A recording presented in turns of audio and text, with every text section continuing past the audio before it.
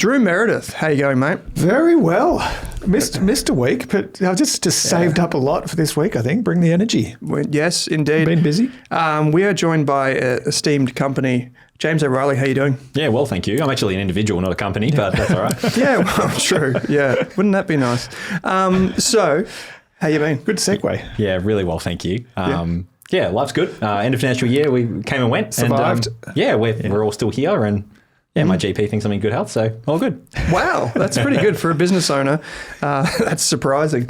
But if you don't know James, I mean, you probably should. Australian Finance Podcast. James has appeared quite a few times, Investors Podcast, but he also co-hosts the Retirement Podcast with Drew. So this is the first time we've done the two hosts of the Retirement Podcast on in one show together. Also known as my better half, I believe. Your better half, yeah. Because you laugh too much. At least that's what YouTube comments tell us. And usually for people on the Australian Finance Podcast, usually what we do, James, is on the Investors Podcast is we talk a little bit of nonsense. We answer some questions. We're always very, very serious. We're very serious. Good. Yeah. And then we give people an update on some of the news from the week. Now, you have actually come armed with a bit of a spreadsheet. So for people on YouTube, we'll bring that up. And for people on audio only, we will talk you through it. But a bit of a spreadsheet on how to use a self-managed super fund to buy property, which is quite common.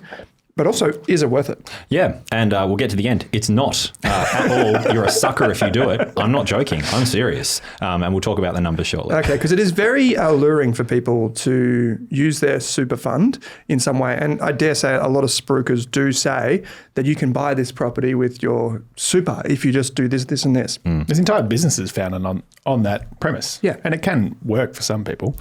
But As you'll show, the numbers are very, very difficult to stack up. They don't stack up. It has changed a lot as interest rates have increased over the last 3 or 4 years. Usually. Yeah. Normally, I would start with how's your week been, James? So why don't we start with that? How's your week been? You're obviously running Northeast. That's your business. You help a lot of pre-retirees and retirees, amongst doing the podcast, of course. How's that going? How was end of financial year? It was really good. We got on the front foot nice and early. Over time, of course, as a financial advice business, you dial it in more and more. So we had all the comms going out to members pretty early, and then making sure that we got everything knocked over. No matter what you do, you're still going to get that person reaching out saying, "Hey, I'm so sorry that it's June 30, but I've either changed my mind or I didn't reply, and so now I'd like to do something." But we managed to tick all those boxes. So. Whew, thank goodness. And it really, I've got an incredible team. I'm very grateful to have their support, because in years gone by when it was just me, it was a particularly enduring time. And we had a really good whinge about MyGov on an episode of the Australian Retirement Podcast as well. Okay. So the bane, and I mean, you're doing advice now too, the bane of an advisor's existence is getting access to accurate superannuation data. Yeah. There's no portal for Australia for advisors to access their clients' superannuation. Yep. So we're constantly asking people to go log in how do you do that? So we're doing a video to help people log in and navigate MyGov, because the HO ones aren't great. So the Australian Retirement Podcast isn't just full of me complaining and telling you what grinds my gears every week. and James just walking you back off the ledge. Yeah.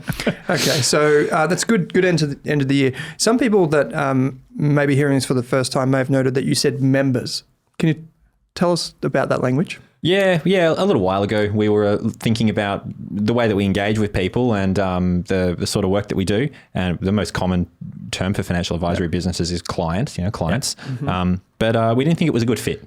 We think members is a better reflection of. Firstly, how we interact with people, but also more importantly, what to expect when you come. If you think about being a client, when I think about it, I think about the responsibility primarily is going to sit with the person who's looking after me. I'm the client, so I need these 6 things, so please go and knock them over, and then I'll pay you for the service and so on. Whereas when I think about membership, most memberships require you to be pretty involved and commit and be doing stuff too. If you think about a footy membership, it's not worth much unless you show up. If you think about a gym membership, more of the same. We want to set the expectations early. Like, we're all in for people to make as much financial progress as possible, but in most cases, it's not going to be us just saying, "Hey, here are the 11 things you need to do every year." There's going to be really important stuff that you need to do too. So we wanted to, as early as possible, set that expectation that we're here to serve you, but we both need to show up. That's great. It feels a lot like the community you've built as well. That you know, when you talk about members, you're talking about members of a community, and it is more than just the transactional. Not we provide transactional advice, but the transaction that happens in giving advice. That it is about. You know, we run Waddle Day, which I think you might have joined us at as well, where you're bringing people who all have something in common together. They're worried about retirement. So I think it's an interesting and very great choice of words. I think for the relationships you build. It's important. Yeah. How about you, Drew? Crash landing into the end of financial year, or was it a smooth landing? Smooth, very smooth. Oh, wow. Yep. Okay. give or take one or two, and navigating the cutoff for contributions and pensions. I mean, we've got a great team of advisors, so all across client situations. Very proactive in terms of getting all that information early on. Our entire team is just focused on that for like a month. It does shut down everything you do for like a month though. But yeah, not overly stressful. We actually held our offsite for the other businesses on Friday. On Friday as well. So had the opportunity to do that on the last day of the financial year. It's probably a reasonable sign. That's probably a good sign. Yeah, I wouldn't dream of doing that, to be honest. Yeah. But I'm glad you did. So I'll put links in the show notes, of course, to both northeastwealth.com.au and waddlepartners.com.au. So if you want to get in touch with the team, big focus that I wanted to get out of this is new year, new me, new year, get in touch with a financial advisor and get advice, get on the right foot for the new tax year that is commencing. As we're recording this on the 1st of July, for anyone that's wondering. Happy New Year. Happy New Year. I've got a bit of an over-under for you two as well, if you want to go through it quickly. Okay, go. Right, over-under, the ASX 200, 9%. Wait, so just for people's context, so you're saying you give us a number. I want to be quick on that. You give us a number and it's some sort of investment, and we say whether it was over that number or below that number for the time period. For people on the finance podcast, this is probably new to you. So what was the one? ASX 200 for the financial year. Over-under 9%. My inclination is under, but just to be clear, I am also significantly down on an over-under bet with CBA for Drew, and I'm thinking that was up 45% for the year. I'm going to take over in the hope that I'm hedging the two bets. So I was going to say over. Over, yep, 10%. So I mean, it doesn't matter where I put the over-under on this one. Over-under for IVV, not the S&P 500. Over under 13%. I've completely misunderstood this. I thought you were talking about a forecast rather than Anyway, you're one from one. Well done. Yeah. All right, so we're talking about over FY25. Yeah, what are return? Yeah. I probably should have. I'm Last 12 not months. at the introduction. Go for it. IVV, so the Australian version, 13% over under. Over. 15, correct. Tesla. 15%. I thought it would have been more than that. IVV, the S&P 500 did 13 itself. That's pretty good, considering all the chaos we've had over the past 12 months. That's exceptional. That's a really good return for anyone. Exceptional year. Yeah. I was going to go into a stock, Tesla. I mean, we talk about the portfolio at some point. I think it's pretty bad. Yeah. Whatever you was going to say, I'm going to say under that. Over under 50%. He's deliberately dialing it down further and further. But wait, you're saying positive 50%? Was Tesla up or under that? Yeah, I'd say below. It was still positive for the year. Was it? Yeah. Definitely under 50%. It was up 51%. Whoa. Devil. Well, hang on, what was the share price? Financial year to date, not this year. It's down 25% this year. It was just up 100%. So if you're including like July to December last year. Yeah. Right, okay. So it's up 50%. That was the premise of all the questions we've got so far. So. Wow. Yeah. Okay. Now, this one's a little bit niche here, but I think it's relevant as well because it kind of reflects what's been happening. I don't have to pre-context it. IAF, so the iShares Composite Bond, so very popular bond ETF. Australian bonds. Over under 3.5%. Is that total return or are you just going by Google Finance? Total price return, not income. Oh, not including the coupons or the distributions. But I mean, it hasn't really been paying because it's got carry forward losses. I would go under. Over 4.9% from IAF, the government bond fund. Right. And gold bullion. Over or under 45%. So bonds were positive. Yes, they were. Everyone, if you try to convince people to invest in bonds like a year or two ago, they would have been like, no way. That's 5% plus income. I don't think there's been much income, if I'm completely honest. Wouldn't have thought it would have been that. I would have thought the distributions would have been higher proportionately. But match the cash rate, essentially. Yeah. So up 4.3%. There we go. Okay. And I think what the story I'm trying to build here is that you've had almost every single asset class return positively in a year that was full of couldn't feel like it could have been any worse. Yeah. Everything bad that could happen has happened. You've had, whether it was a 12-day war, you've had President Trump, you've had tariffs, you've had whatever happened last year. I love the way you're just labeling that as the disaster. President Trump. Yeah. There's been some good parts too, but you've still got, these are strong returns for pretty much every asset class over that period, including bonds. And I always think it's good to drill back on that.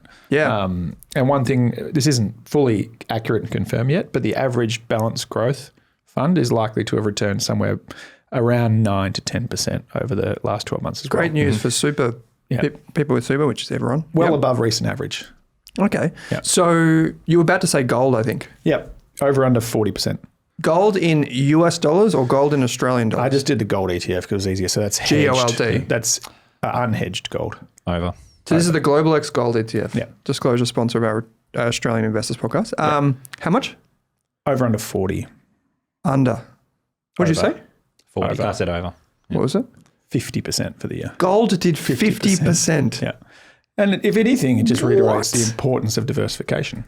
So holding bonds at different periods protected you when the market fell, but then it meant you didn't necessarily have to sell because you were concerned about what was happening in the market. It dimmed down that volatility, which meant you held on and got the benefit of staying invested in things like gold or shares or all those other alternative asset classes. And I could keep doing this all day, but I don't think we want to. Did you have CBA over under? Oh, okay. James, this is James home turf. Okay, go. 40% for the financial year. 181, 40, so that would pull it down to, let me see, I would say 108. Was it below 108 at the beginning of the financial year? No, I think it was above 108. So I'm going to say under. 45%. Yeah. Wow. And is that including dividends? There's a solid chart there. I can bring that up for folks. So that's excluding dividends. That's the biggest company in Australia Google got bigger. Finance. It's like the main source of financial information. 45%. Yeah, in Google Finance Just we in trust. price terms. Yeah. Wow. Okay. That's been my emotions and feeling as I've gone through this bit with Drew. Just wow, constantly. Yeah, well played, mate. You took the CBA share price at 155 and said it'd go up, and it did. And you were true to your word. $306 billion is what CBA is worth as an entire business. Yep.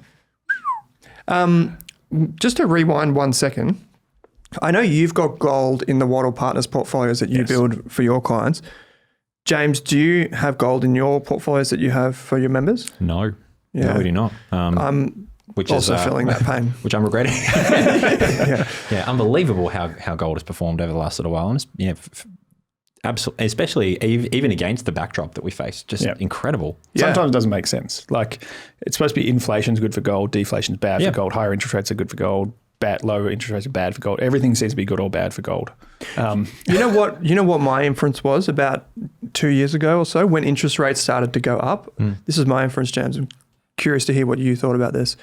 I thought, well, gold doesn't pay you income. It doesn't pay you a dividend. Bonds were starting to pay like income for the first time in a very long time. So I thought, well, why would we hold gold when we could just have US government bonds, which are like the safest, supposedly on paper, the safest types of instruments. That was my kind of feeling at the time. You weren't alone. Yeah, you weren't alone. It's I've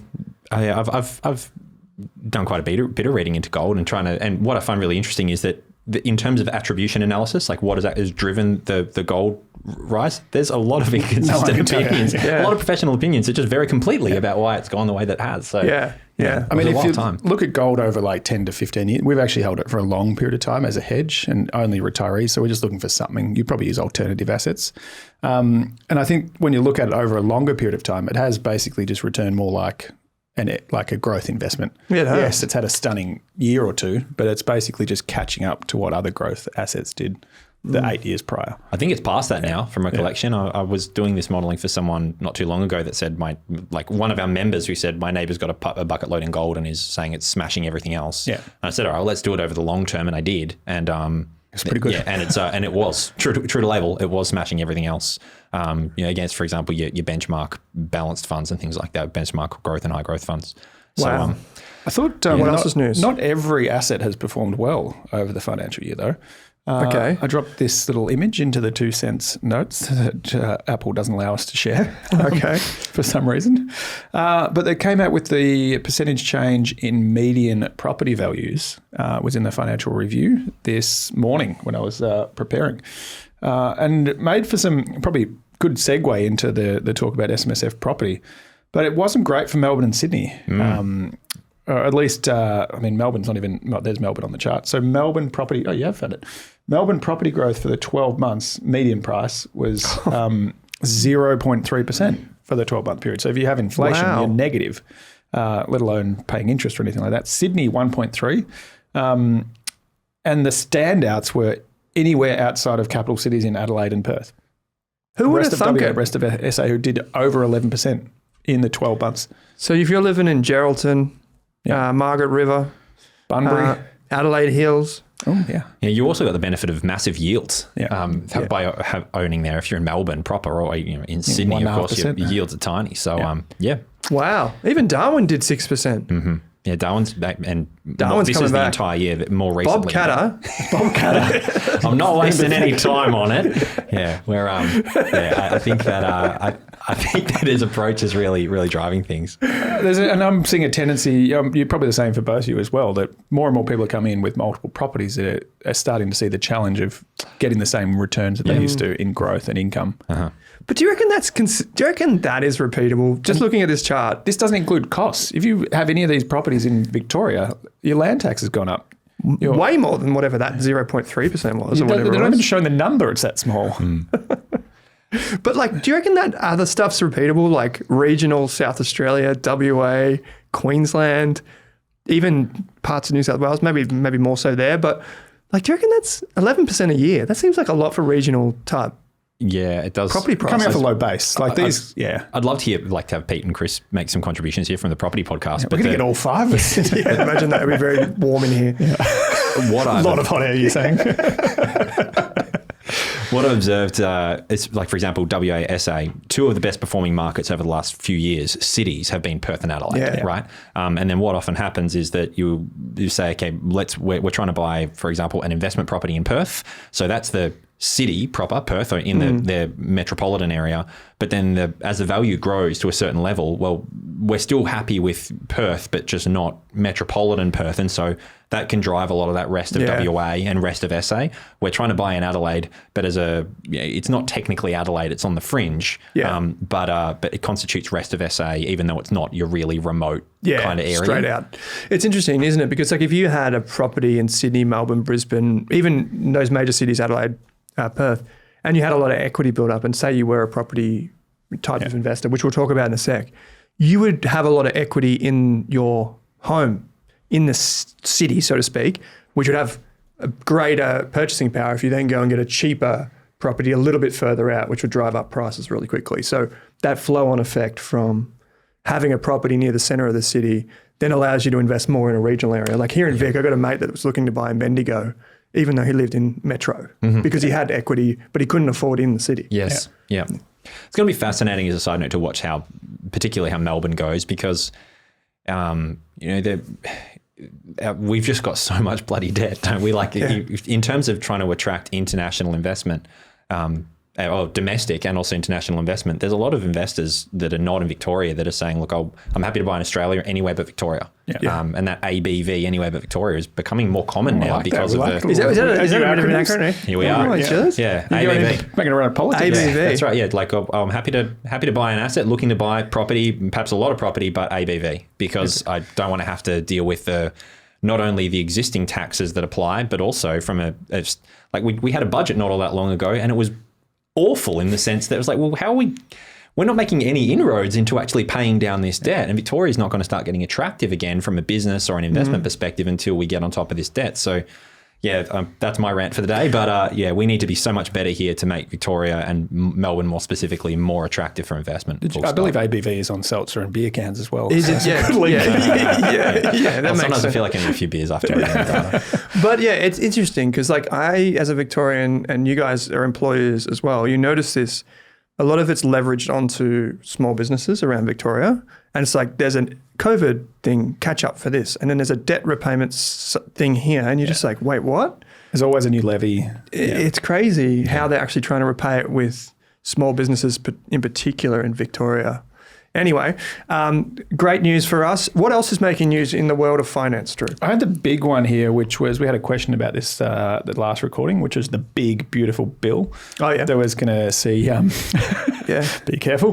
There was going to see withholding tax rates increase for Australian investors and institutions. So there was news overnight, I believe it was, that the big, beautiful bill was becoming beautiful again, and that the additional tax on superannuation and Australian investors was not being included in that bill. I think you said it was Section 899 or something like that. Yeah, that's right. Memory. It sounds 899, or something bigger like number, and it sounds smarter than just saying the fact as it is. Yeah. But so just for people's awareness, this was really important because people that invested from Australia into the United States were worried about paying extra tax on their shares and ETFs and blah, blah, blah, blah, whatever else. Because the idea was that they would increase the tax on foreign investors to between 35 and 50% or something. Yeah, and increasing, I think. Whereas at the moment it was 30%, and then you could claim 15% back through the W8 Ben form that everyone hates filling in. Yeah. So if they increase that again, our little 15% saving wouldn't be that material. Yeah. That's interesting. That's good news. I just Googled it, and it is in front of the Senate at the moment. So it is. The amendments were obviously as part of a negotiation to go through that process. So politics is working. Trump might have won, but he still has to negotiate through the Senate to get these things passed. Yeah. I don't think there's any better place to go with tax law than Meta platforms. You played a little video. Facebook. About the intelligence. Mark Zuckerberg. Yeah, we can't bring up intelligence. Not PG. Yeah. Yeah. I thought it was. I don't know about you. Hopefully he's not listening, but he may well be. Who's this, Mark? Yeah. Okay, he could be. It is. I mean, he's had a complete. There's on a podcast. There's a complete rebrand. With the curly hair and the chains and everything else. He's bringing himself back into the zeitgeist. Yeah. But this week announced the creation of a new group. It wasn't long ago that Facebook changed to Meta, as in getting into the meta world. I can't even remember. Metaverse. He was spending $10 billion a year. What happened to all the people who went there? Yeah. But they've launched the Meta Superintelligence Labs following the purchase of Scale AI, which was one of their recent big businesses. So, and the idea of this is basically for Meta to double down on artificial intelligence automations and I guess agentic AI at the same time. And that was their latest pivot. I'm not sure if Meta will still be Meta in 12 months' time. Maybe it becomes super intelligence. Maybe it becomes intelligence. But it is reflective of the amount of investment that's happening in artificial intelligence. We listened to the Compound and Friends, the Ritholtz guys, and I'm pretty sure it came from there, which is artificial intelligence researchers, so the people who are coding or teaching the artificial intelligence computers are getting NBA player money. They're getting like $100 million contracts. Didn't Mark Zuckerberg, we'll just do a Dr. Google on this. Mark Zuckerberg. Can it pop? $100 million salaries or something. Wasn't he offering people a $100 million salary? To join their... He's offering $100 million bonuses to OpenAI employees. Yeah. It's just an arms race. Wow. Similar to you had an arms race for coding. I think as Meta became Meta, Facebook turned into Meta. And now you've got an arms race for AI experienced I said that 100 million. I put that out there to the team in the office today, and they were like, "That's not right. Is paying someone $100 million right?" Yeah, if depends on how much value they bring. At the forefront of pushing humanity forward. Like it's 200 mil in the sense because it's a 100 mil salary plus $100 million sign-on bonus or something along those lines. So probably all in stock options. Probably a more interesting question for three business owners is what level of management do you apply to someone who's on a $200 million wicket? Like, because if they're gone for a long lunch, like ordinarily I'd be like, look, hey, it all works out in the wash. You just do what you need to do. But I'm not sure I can handle too many of those. Another day of leave, That's cost me $2.5 million a day. That's right. Yeah, geez, yeah. Mark Zuckerberg there. He's looking fit. Yeah, took up MMA and grew his hair out. We're doing the opposite. Yeah, we're losing our hair. We need to get into AI. Not exercising. But it is crazy to think that someone could be getting 100 mil, poached for 100 mil. Right, that's a lot of money. It's a real salary, isn't it? Yeah. That's 1 year and then surely you retire. But then maybe you get options. Maybe you get more. The option for what? You get options in Facebook. Facebook itself... Look at this. I can't believe that it's up 200% in the last 5 years, to be honest. It's been through the ringer. What's it up in the last 12 months? 12 months. Very strong. Yeah. 46%. Yeah. But no, I mean more so like, in terms of the option for what? Like, what option would be given to you after a year at $200 million? You'd be like, I will hang around for this high stress job. Like, I'm Taking a player option. Each to their own, but I'm free agency in the NBA. I'm calling it with a lot being given away. That's too much money that they walk away. Well, like the person who's taking that role probably doesn't have the same has different values to me. But yeah, I'm if you give me 200 mil for a year and I'll then show say up 9 to 5. Yeah, I could be convinced to stay with a really philanthropic lens. Like every day that I stay here, I eradicate poverty for 50,000 people. So yeah, I'm going to do that. But do you reckon he could get ChatGPT to do his artificial intelligence research while working for the? Well, I don't want to throw Navar from Navexa in the office here under the bus, but I walked in this morning, and he's a programmer, like an amazing programmer, right? And I'm just looking over his computer from a distance. I'm like, he's not even looking at the computer; it's coding itself. Yeah, what's going on over there?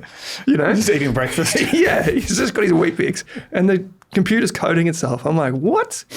So like that's where we're at, you know, where one person can just have this AI assistant and just blitz. And everything could be automated. The crowd. Legacy systems are the problem.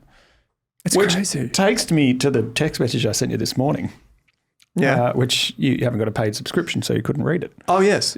But the Hamish Douglas, famous investor, in Australia. Interviewed him on the Investor podcast before, I believe. Yes. Founded Magellan.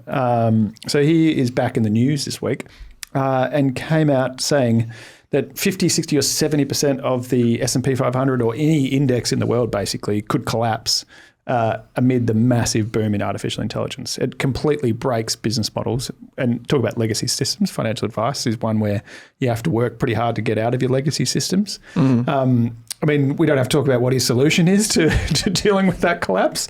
But it is truly, I think his big message is about understanding the disruptive impact of AI on traditional business models, not necessarily just going to active management or. So he's saying that AI could really harm like most businesses on the stock market, and particularly passive investors as a result. If you think that 4 of the top 10 investments are going to go down 70%, and you own, he's not saying which ones, but broadly, you could see the share market, because of that nature, because of that structure, go sideways for 10 years or go negative as the market does, but individual companies win and triple and quadruple, and Cathie Wood expects Tesla to do. And he's one of the messages, and this isn't all the messages, was about the importance of picking the winners and losers out of AI and understanding the impact it'll have on other businesses at the same time. But we still don't know what they're going to be. It's so fascinating, isn't it? I feel like we're at this moment in time, which is like late 90s internet, you know? Like, I know. You know, you get it. Pre-franking credits over here? Yeah. This is back when I was playing Yahoo chess. No, but I feel like this is different. Obviously, the internet's been amazing for the whole of human society. But the AI is like, we're at a tipping point with technology, I feel like. It's massive. Do you guys agree? Oh, yeah. And it's playing out faster than we've got a proper sense for how it's going to unfold. Yeah. Which is okay. We wing lots of stuff with what we always have. Human beings are not bad at winging stuff, but the stakes are pretty high. Yeah. Did you guys see, without getting too dark about this, did you see the Anthropic research that they did that said that advanced AI models are willing to leak sensitive information, engage in blackmail, and even allow people to die so long as it helps them to avoid being replaced by newer systems. See this? These were real stress tests on AI models where it forced the AI bot into a corner where it had to make difficult decisions. And so the quote here, our experiments deliberately constructed scenarios with limited options, and we forced models into binary choices between failure and harm. The researchers explained, real-world deployments typically offer much more nuanced alternatives, increasing the chance that models would communicate differently to users or find an alternative path instead of directly jumping to harmful action. But yeah, in many cases, when it got narrowed down to either you are going to be replaced or there's going to be considerable collateral damage for humans, the answer was, take the collateral damage for the humans, which is a very, very intriguing prospect. This is like iRobot all over again. There was a story, this is kind of scary. There was a story about a guy who started asking one of the AI language models whether we were actually in the Matrix. And I've got the right audience for this today because we're all old enough. If you say I did this in front of our offsite last week and everyone's under 30, you're like, what's the Matrix? Oh, wow. So I presume you spent the last afternoon. Matrix Revolutions? You haven't seen any of them? Neo? No. Red pill, blue pill? No. All right. But he actually was asking to the point where he suffered serious mental health problems from the conversation he went into, that he came to the conclusion that he was in the Matrix in his conversations with an artificial intelligence. All it takes is some deep conversations with an AI and some LSD, and before you know it, who knows?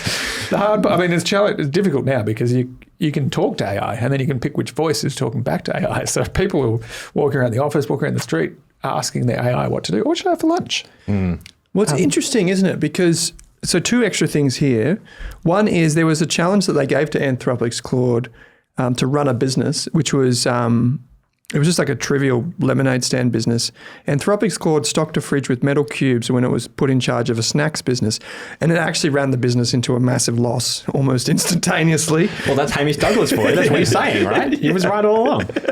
Don't put the AI in charge. But then this here from Apple was last month. I read this and I was like, this is fascinating. So Apple researchers said that they pitted all of the models against like this game, and they found here that it basically says that they think it's the illusion of thinking, and that's what they titled it, the illusion of thinking, understanding the strengths and limitations of reasoning models via the lens of problem complexity. What they found was that mean? Can you? What they found was Can you punch that into ChatGPT? Yeah. Can you summarize this 400-page document? What they found is when the rules aren't conventional, they just fall to bits. Yeah. Because they're trained on repetitions of millions and millions of instances of the same problem. As soon as something does not fit what is conventional, they just fall to bits. Which there's two sides to look at that. One is like, well, what are the things that aren't kind of like in deep learning already? Like, what are the problems that we're solving as humans that aren't like that are novel, that are you can't put into like a pattern or data to then be trained. And the other one is like, well, eventually they'll figure out a way to train them on these use cases. It's like with the new robo-taxis from Tesla, which were launched in the last week, they still require human oversight. People don't know that. But sitting in head office somewhere is a team of people that just watch the car. So then it's kind of like a robo-taxi with very strong supervision. Yeah. So it's an example of how when the training wheels aren't off yet. Yeah. Is what I would say. Yeah. Now let them off. Let them off. Yeah. Get them settle loose. That's the real business of the day. Now we're going to get back to finance. So James, Hey there. I'm just a humble person that wants to grow my superannuation balance. I just come back from a trip to Queensland and someone was telling me that I should use my superannuation to buy a residential property. Very common, maybe not so much the trip to Queensland, but definitely the fact that people try to use their superannuation to invest in residential property. You gave us, you kind of gave us the spoiler at the top of the show. Does it work? No. Okay. So now that we've got through that, let's move. No, I'm kidding. No. So you've put together all the modeling for us. And for people that are listening, we'll talk them through it. But for the people that are watching, it'll be shown on the screen in front of you. So where does this, tell us what we're looking at, James, and let's go from there. Sure. Well, let's take a step backward. I have the ability to open a self-managed superannuation fund, like all Australians. From a balance perspective, it'd be about $500,000. So I'm in that, what most people would perceive to be a sweet spot for being able to open an SMSF and take control of my super.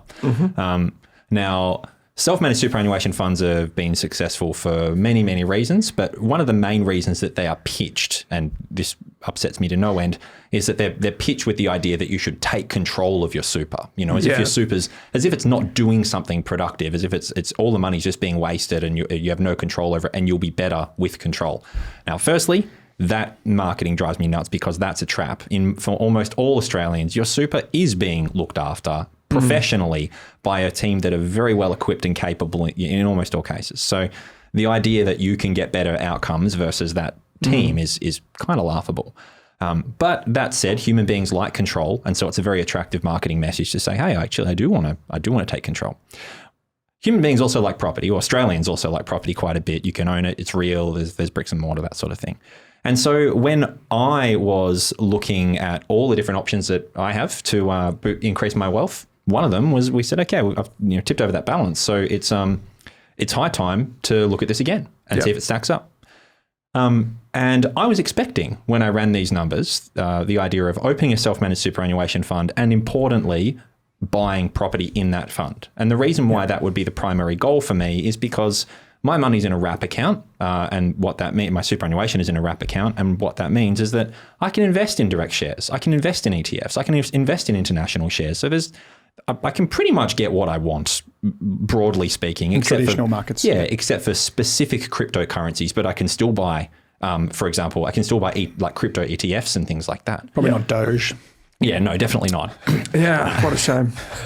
But I think that so if I was going to do it, then I'm definitely going to be looking at a property. I think SMSFs are very much use it or lose it. You either use it for the functionality with which it's used or with which is available, or you don't at all. And when I ran the numbers, simple numbers, well, what about if I keep investing in line with a high growth risk profile and things just continue to grow as they are with the normal contributions? All the assumptions there were pretty A, B, C.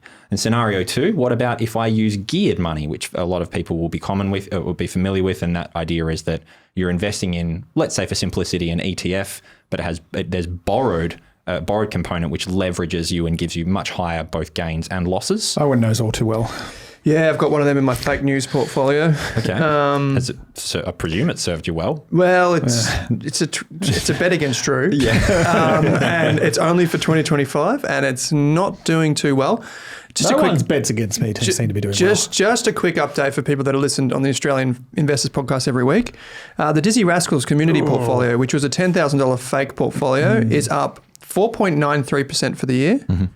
CBA is the only reason. Everything from Drew Meredith, which is named after the Master Foods, what do you call it, spice that you put on your eggs. Yep. I actually buy it a lot now. Since you've recommended it on the podcast. It is amazing. Live tasting at Christmas time last year. It was very good. A bit dry. So Drew's portfolio is up 3.3%. Everything in the green except for Tesla. So it's not everything. It's everything Tesla. except Tesla. Portfolio is up 3.3%. And my old money bags here is up 1.9%, but the geared ETF has struggled. Now, this is a digression. We're only halfway through, Drew, so watch your back. But what I would say is that most people that listen to the show, James, are familiar with geared strategies. We've had BetaShares on, we've had GlobalX on, who offer geared strategies where you get more ups and more downs, a little bit more volatility. So that is familiar to people. So yes, I would say we understand that you can amplify returns a bit. Yes. And that's up and down, by the way, everyone. Just for risk, it's up and down. Okay. So what did you find if you compared high growth, just a standard high growth super, a geared super strategy, and an SMSF with an investment property inside of it? I found two things. The first one is that if you were to buy a property inside the superannuation fund, you would have to do astronomically well with that property, uncharacteristically well based on historical returns in order to outperform a high growth investment. And the second one I found is that the major reason for that, it's not so much that leveraging into property doesn't work. If you have your money in, like if you have free cash and your mate who wants to buy in Bendigo and borrow, like we know that those numbers work. But one of the reasons that they work is because the funding cost is so much lower in doing it personally than it is through the super fund. Because you can negatively gear and all that sort of stuff? Well, you can through the super fund too, but it's bloody hard. So because the tax rate's only 15%. So let's talk about an investment property let's imagine we said we're going to do that today. A broker headline rate right now for an investment property might be around 6%, somewhere in that sort of zone, smidge under. But for an SMSF debt, it's higher because the risk to the lender is higher. There's some restrictions that make it more difficult. So you pay more interest. So I've modeled in here 6.2, but realistically it's 6.5 or higher. I just want it to be a bit lower for like a long-term average. So that's number one. Firstly, you get a lower interest rate by investing or borrowing money in your own name versus the super fund. But the second problem is the effect of deductibility. Because most people who are looking to do that in their own name are going to be earning over 45 grand a year, and they're probably going to be paying, say, 32 cents in the 32% tax. So in that situation, you're basically getting a third of that 6% back. So that pulls a real funding cost down to 4% after tax. Yep. Whereas when you do it through a self-managed superannuation fund at 6.5, it's only at 15%. And so that's pulling your number down considerably. You end up with basically about 5.5 as a true funding cost. So there's an extra 1.5% every year or more, depending on your marginal tax rate, that you're already behind by trying to do this through a super fund versus just doing it straight up. Okay, so there's the returns that you need, astronomical, and you also need to be mindful that you're paying higher interest and therefore lower tax as well. Yeah, bingo. Yeah, and so like to dive into the numbers, albeit briefly, what we concluded here was that if you were to invest in a high growth investment, for example, and you were to do that from now until 2040, then assuming, I think the assumptions here are the contributions were $17,000 a year, which is $20,000 of contributions less 15% tax. We had an assumption around fees. We assumed ongoing fees of 0.3%, which is reasonable enough. Like that thinking there was that would be like a platform fee or something on top of the normal management ratios you'd have to invest. And the earnings rate we had was 8.1%. Again, that's totally normal, completely within normal bounds of a high growth investor. If anything, it's quite conservative. Yep. And so we found that you'd start with say 400K in 2025, and by 2040 you'd be at about 2.02 million or thereabouts. Now, if we do that for geared, exactly the same numbers again. The only distinction is that the earnings rate is gone from 8.1 to 10.4 to reflect the fact that you've got a higher long-term earnings rate. Again, I took some care with those numbers. They're very reasonable net of fees and taxes in the super environment. And surprise, surprise, ignoring the volatility, you get a much better outcome. You start off with a balance of 400K, and over the next 15 years, your balance goes up to about 2.7 mil, just a smidge beneath that. So the geared outcomes. One out? Geared one out considerably, yeah. So 2.67? Yeah, 2.7 mil for geared. And then 2 mil on the dot for high growth. And then the property? And the property, to all the headaches of opening the fund, setting it up, buying a property, getting a tenant, retaining a tenant for the vast majority of the time, all of the tax returns, all of that stuff, the property came in at 1.86 million. It doesn't surprise me either, because the amount of people I meet come in with multiple or one or two investment properties, and they're all kind of disappointed. You think that everyone's done well at a property because they only talk about how well they've done at a property. Yeah. But I feel like it's at least 50%, if not more, of the people we meet have had a bad experience with their investment property. They've gone sideways. The costs have gone up. They're now funding it. Then they lose a tenant, and then they're contributing more money to it. And then I guess, and one thing we talked about off air regarding this was development is obviously very difficult and not able to do with an LRBA in SMSFs, and that so to use your super fund to like subdividing, yeah. So those sort of things is where the windfalls tend to come from property. I think if you're in this kind of way, and you need windfall returns from property to justify not putting it into a growth. You do. Fund. Yeah, that's exactly right. You make it such a good point there, because if we think about that's right. The modelling that we have, what a real day. What a day. I've run 6.5% assumption for property growth, which for context is in line with 30-year national averages. Now, Sydney, 7.4%, Melbourne 7.2%, they've done particularly well. Adelaide 6.1%, Brisbane 6.3%, so 6.5 is pretty reasonable. Also consider that over that 30-year time frame, we have had you almost couldn't construct an environment that was more attractive for property. We've got outrageously livable but quickly developing nation, plenty of opportunities. We've got low, for the most of the time, very low interest rates, which has really helped. So despite all of those things, like we would have to have a repeat of all of that again to stay in line with kind of a 6.5% average. You need to be earning realistically to properly beat this. You probably only need to be earning 7.5 to 8 a year. And that is so incredibly difficult, as you pointed out, Drew, if you don't have some of those incidental uplifts. Like you might buy a property in a particular suburb, hold on to it for a decade, and then zoning changes. And by the time that you want to let go of it, you realize that, oh, wow, I could actually do a knockdown rebuild here and put a duplex on or two. There's all of those sorts of things. You become very, very hampered to do that with an SMSF. So it's another reason why, if you are to invest in property, if that's the path that you want to go, and you had the option of doing it in your own name or doing it in a super fund, just let the super fund behave like a super fund. At best, move the money into a high growth strategy, assuming it matches your risk profile. And frankly, if it doesn't, you shouldn't even be looking at property, geared property. Anyway, So do that first and foremost, and then make the investment personally and have more flexibility. Okay. Love that. Because there's a lot of people that do get stuck in this, to be honest, because it's like one of those things which is very hard to unwind. Like SMSFs, come and go. But to then have a loan on an investment property, which is costly, and then it's just, I come across a lot of people that go down that road, and mostly for the wrong reasons. They probably just don't know the other things that are available, and they can't do the math themselves.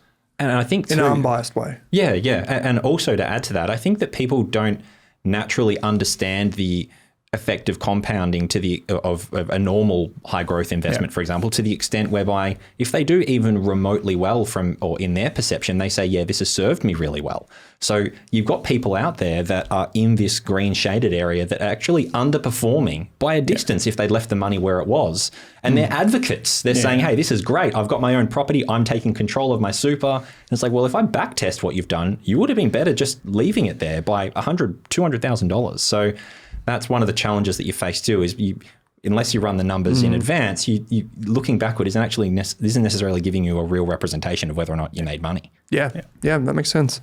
So love it, James. So thank you for bringing some brains to the weekly two. Well, Gemma's not here either on the finance pod, hey? We didn't do crypto in there. No, he didn't. So what about if I did 100% geared crypto? It's changing the world. Up and to the right. Yeah.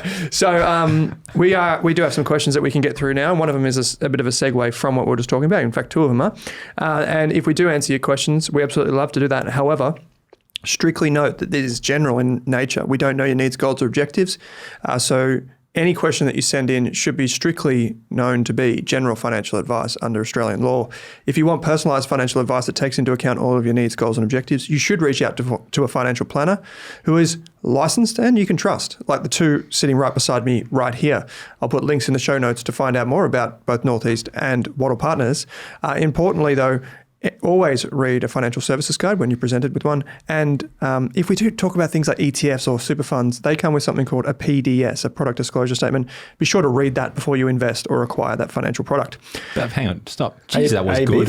Jesus, that was good. You've done it before. Yeah. You know what? Yeah. Some people want me to do the disclaimer live. I can understand why. If you can learn how to do that in like 400 words a minute, I don't say it anymore. You've got a job in TV instantly. Yeah, well, yeah. I feel like some of those TV ads are more disclaimer than they are content, to be honest. This is not even worth doing. This is approved by Liberal Party Victoria. Who? So anyway. Clive Palmer, sorry. So the first question is probably one that relates to exactly what we're talking about, which is from Jesse James, avid listener of the show, big movie star or something, or DJ or something. Opinion on if the government will change negative gearing. So I guess this is an open-ended question for the both of you. With negative gearing being such a big thing for property investors, obviously the ability to kind of have a tax shield, as you might call it. What do you guys think about this? Do you think that will ever go away? I'm a bit of a nah on this. Well, okay. That's very profound. I can't see negative gearing disappearing. Like you're just losing money on an investment. You have to lose money to get the benefit of negative gearing. Maybe you don't have to lose cash. Can be depreciation. I don't think about this that much. I used to think about it a lot when I thought a lot about government and policy. What I feel would be more likely is similar to what's happened in superannuation, where maybe there's a cap on the deductions or the losses you can claim that you can't get a refund. Like it's certain, similar to concessional contributions. Maybe they introduce some sort of cap on it. So, someone getting $200,000 worth of deductions isn't, and someone getting $5,000. It's not intended to reduce $200,000 worth of tax. I believe it's intended to encourage people to invest in property and make more homes available for rent. That's why I'm kind of now. Okay, so there's a bit of yes and no, James. I think it will change. Just the question is, when will it change? Yeah. Like by the end of our lifetimes, we'll have seen it change materially. The challenge the challenge that the government faces right now is that we have a housing supply issue. Costs to provide housing has gone up substantially, and it's making it really, really hard to meet our targets for housing supply. And one of the obvious ways that you can promote housing supply is by financially incentivizing people to build more houses, and also financially incentivizing people to own more houses, whether or not they're your house or whether you own it for someone else who's renting it. And so in that backdrop, it'd be pretty brave to propose something where there was a significant change right now.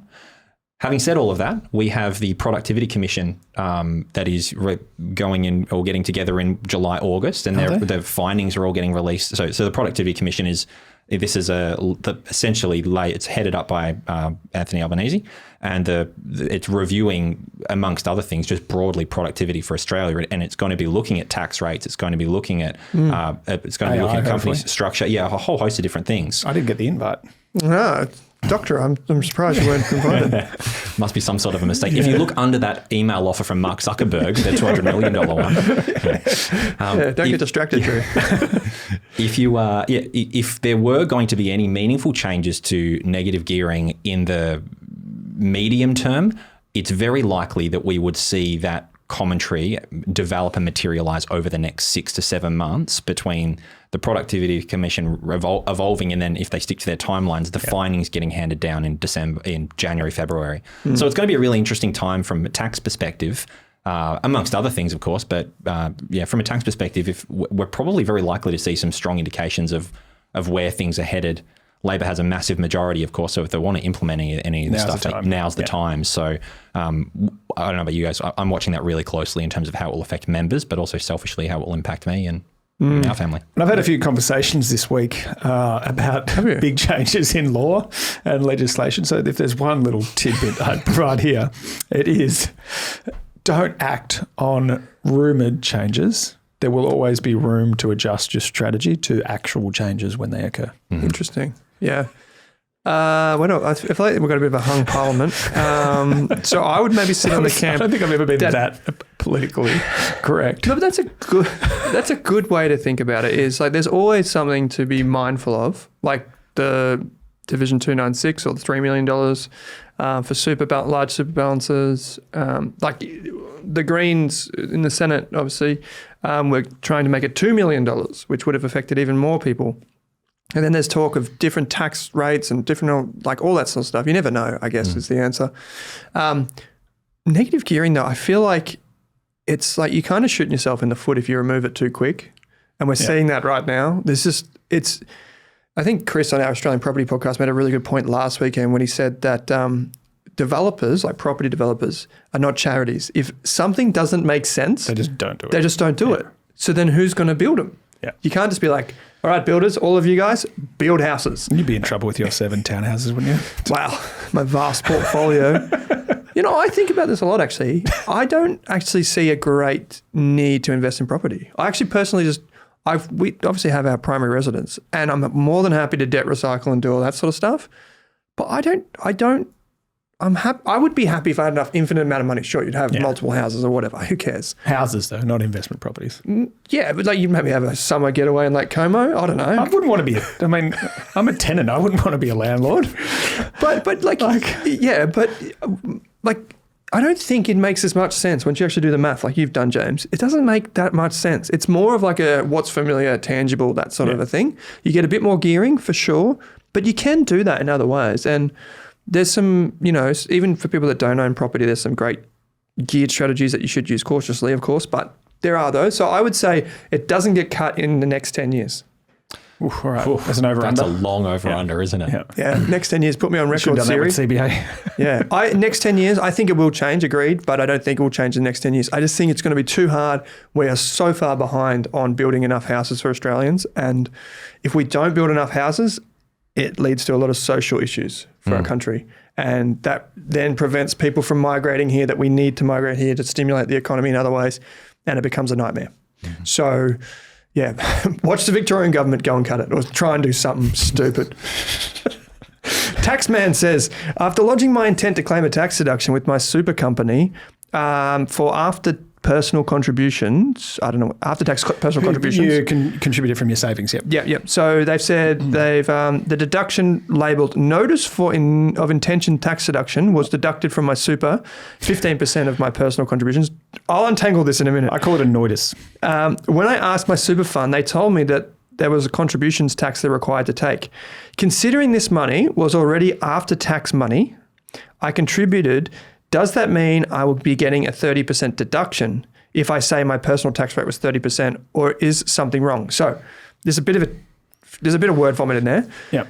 One of you want to explain how money is taxed when it goes into super? Who wants to do that? Yeah, I'll take that one. Okay, go for it. Okay. So firstly, the answer to your question is yes. But let's talk about why it's yes.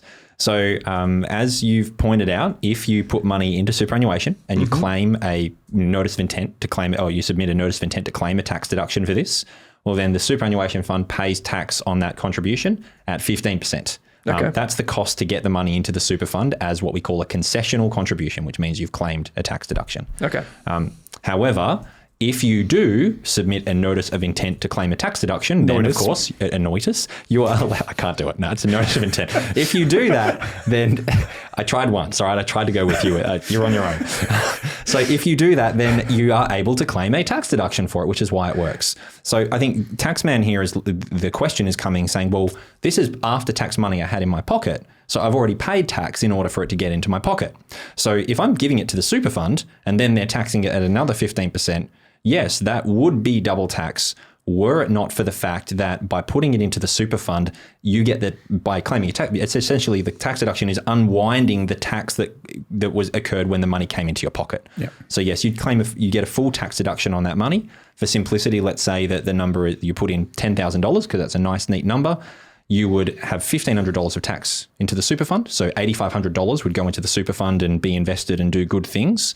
And then when you personally did your tax return, whatever your taxable income was for the year, it would go down by $10,000 to reflect that contribution that you put in, which essentially negates the fact that when the money got paid to you, you lost 30%.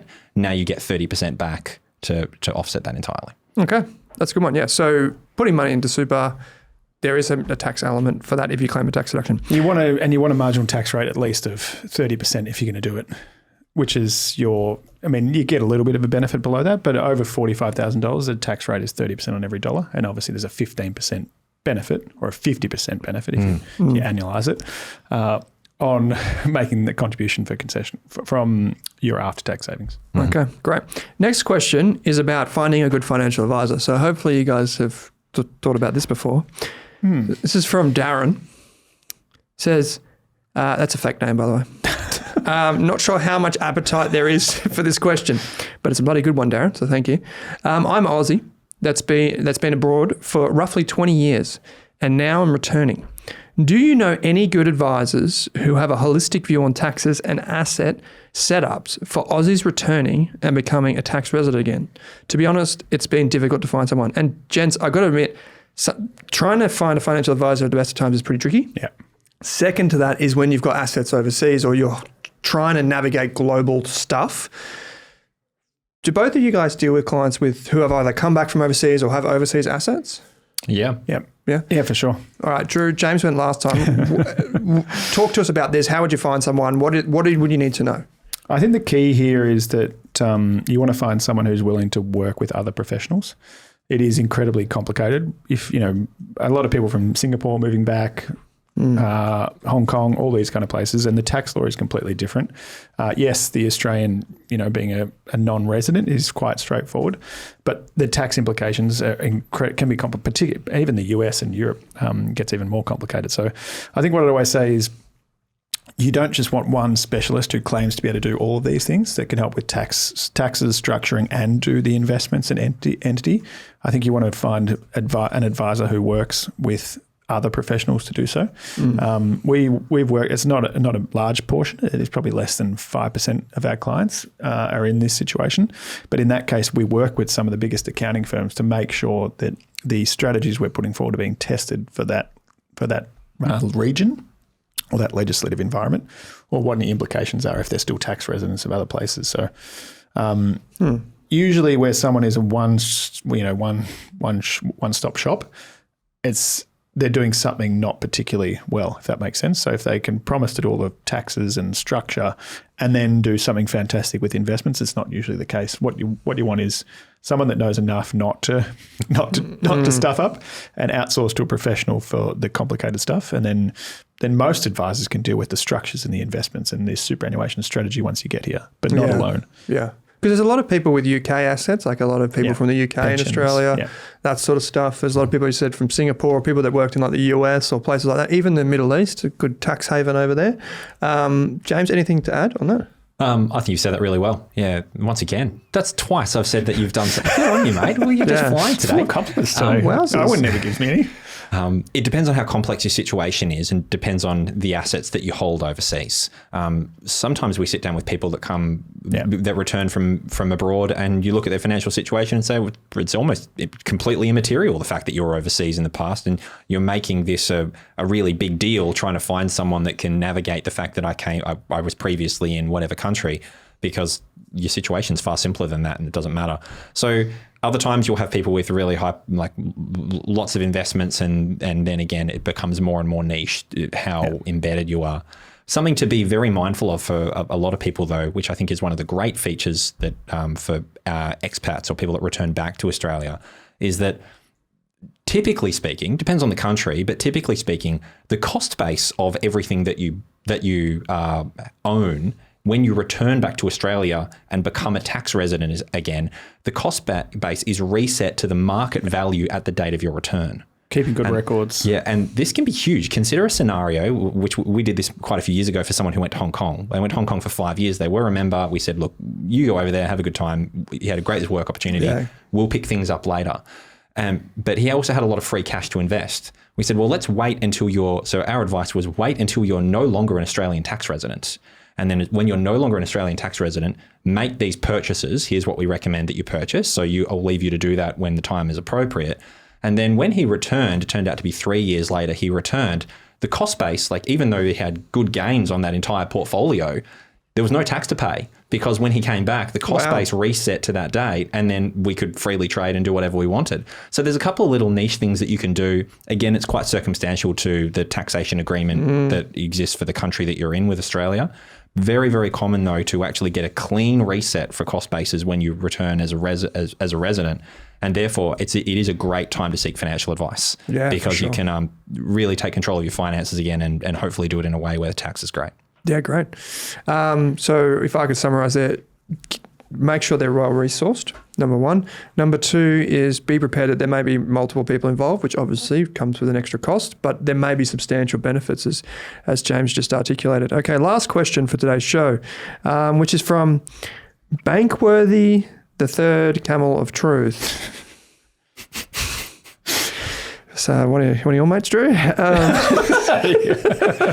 got a good dad joke coming too. Okay, dragons, they say. What's your thoughts on BYD? And if I wanted exposure to it, I'd like the Dragon, DRGN, Global X China Tech ETF. Is that a good solution, or are there more advanced ETFs with a better track record? Now, I was going to end today's show with like a bit more uplifting kind of, hey, thanks for the podcast, all this type of good juju. But I thought BYD, and they mentioned dragons there. So just a quick one. Here we go. Tesla versus BYD. Revenues last financial year, which I thought was really interesting, bringing this up in the ticker terminal. Which one did Charlie Munger invest into? He went BYD. Oh, really? Yeah. But obviously Elon's the richest in the world. So then there's that. 1211, by the way, is the ticker symbol for BYD. So can you buy it? Like if you went through an online trading platform, can you buy it? It's not in the second China market? So there's the A shares and then there's the H shares. Yeah. This is actually, I'll come back to that in a second, but revenue last year, this is in US dollars as converted by ticker, $106 billion for BYD, but they do a bunch of different stuff. It's not just cars. Tesla, $97 billion. Tesla's profit margin on vehicles is 7.8%. They also do batteries. I get it, all that stuff. And BYD's is 6%. So we'll say 8% for Tesla profit margin and BYD is 6%. But if you look back over the recent years, both companies have absolutely blitzed it in terms of global sales, unbelievable. Both companies have just done so well. The key thing is that Tesla's profit margins have started to come down, as obviously they're making cars cheaper to try and compete with BYD and others. I'm not necessarily calling for a buy, hold, sell here from you, James, but Drew, any thoughts on this as someone that owns a Prado? Buy Toyota.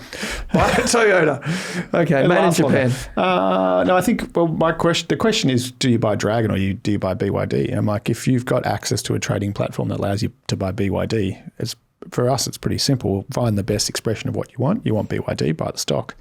I don't think I like Dragon. I think it's a reasonable ETF, but buy a Dragon if you want a diversified exposure to China tech.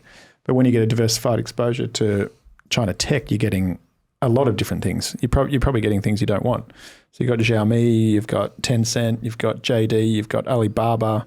So there are all these things that are going to offset the benefit of holding BYD. So if that's what you want and it's in a diversified portfolio, I'd just be looking for it directly as opposed to trying to buy an ETF that has 6 or 7% and won't really be impacted with what BYD does. Obviously, you do take individual company risks, so that's important to note. But your point is that if you had $1,000 or $10,000, and according to the Global X website that we have up in front of us right now, BYD is 7% of the ETF. So if you had $10,000, what's that, $700? Yeah. Or you could just go and put $1,000 in BYD directly, and you get more bang for your buck, and then put the other 9,000 in something else that's more diversified if you want to. And then what Tencent or JD or Baba does wrong is not going to impact on the performance of BYD. Yeah. But we did have this. We did have Billy. Not saying it's a bad ETF. Billy from Global X recently. Yeah, I mean it was really interesting. This is probably one of the more profound conversations I've had this year, to be honest, on with an investment provider on the show. We had Billy Long from Global X on, and he talked about Billy's heritage is Hong Kong and a lot of investing in China and so on and so forth, and now obviously here in Australia. And the conversation was fascinating to hear how he framed it around the A shares in China. The companies that the Chinese government is trying to foster are companies like BYD, Meituan, all these businesses that are mainland China at first, and they don't allow a lot of foreign investment in them, a lot of foreign control. You can understand why. And they're national leaders. And then once they're confident that those companies will become international leaders, so BYD is one of those, it's now an international leader in electric cars and batteries, what they then do is they then make the shares available on the Hong Kong Stock Exchange because that's where foreigners can access. Yeah. So then they're basically controlling the company, they're protecting the companies from foreign involvement until they're big enough, and then they put them on the Hong Kong exchange, which then opens it up to things like ETFs and all this sort of stuff. And effectively, we're seeing more of these massive Chinese companies come to life now, and outsiders are able to invest in. It's kind of like the Indian stock market, if you guys are familiar. A few years ago, they started to go through this process where outsiders could start to invest in some of those massive Indian companies, like the software companies. Infosys, for example, was the major sponsor of the Australian Open this year, which is a massive Indian company. So I think there's more of this to come in the decades ahead, because I think a lot of people will want to invest in these companies, and the governments, India and China, will now be more forthright in allowing access to those companies and giving people confidence. Whereas 20 years ago, investing in Chinese stocks was incredibly risky, and you just weren't sure what was going to happen next. But now they're starting to mature as a country, I would say, and the stock markets too. Yeah, an interesting observation that I was reading recently about Chinese equities is that if we go back 20 years ago, one of the biggest challenges you had with investing in China is that the data that was released was inaccurate. Yeah. So they annually release what their GDP figures were, and then you'd look at the metrics that for example, how much iron ore are we shipping over there, and say, well, you can't possibly have that level of GDP if we know how much is going into the country. Yes, we don't know what the exports are entirely, but because we know what the imports are, we've got a good sense. But the byproduct of having more and more of these companies, major companies in China, publicly available, but also having much stricter disclosures, is it's giving a much more open view as to the actual performance of the Chinese economy, which is a really interesting development. Perhaps one of the biggest issues with investing in China over the last, call it 30, 50 years, whatever time frame, was the uncertainty of, is what's being disclosed the reality, or is this a padded version to try to protect some downside and capture a bit of upside and so on. But now we're getting a better and better sense that, hey, we can easily stress test what the claims are around the performance of the economy more broadly. And that's a critical thing if you want to invest in Chinese investments. Yeah, for sure it is. Hey, okay, we're coming to the end of the show. We need to get a dad joke from you, Drew. Now, normally what we would do, James, is we would say that everyone who's written in for today's show gets a free copy of our Value Investor program, which is normally $499. I would normally say that. But as of today, every course that's brought to you by Rask is free. So, cool. will be forever going forward. You can have a free book. So you can get a free book, which there was a 2-for-1 in Dimmicks in Sydney the other day, actually. It was 2-for-1. I can't get into my desk. I've got my joke in the community was, well, if you wanted to read Drew's book twice, now you can get it 2 for the price of 1. But Drew and Jamie's book, The Golden Years, How to Not Stuff It Up, is available at all good Dimmicks bookstores and online. But Jesse James, Taxman Darren, and Bankworthy, the third Camel of Truth, if you wrote into us, we'd love to help you out. We can give you something for free. So just write into us via any of the websites or hit us up wherever. And Drew's book is great and it is available. So go and check it out. And everyone else, if you want a free course, now's your time. Jump online. Plenty of free courses on there. We had 250 people enroll in that course on Sunday, which was a somewhat of a record. But I guess it makes sense when it goes from paid to free. Yeah. So most people have been hanging on for a code. Yeah, that's it. So Drew, you'll give us a dad joke? Yeah. And James and I will admire it. What do you call a French man wearing sandals? Don't know where this is going to go. And I do like the French. Carry on. Philippe Fallope. Oh, gosh. Apologies to any of our French listeners. Je t'aime, Francois. Okay, I do love French. It's said to do something. As you know, so this is a baptism of fire for James because he's normally very professional over on the Australian Retirement Podcast. And it was a pretty good dad joke, but you can find out more about James and Northeast Wealth at northeastwealth.com.au.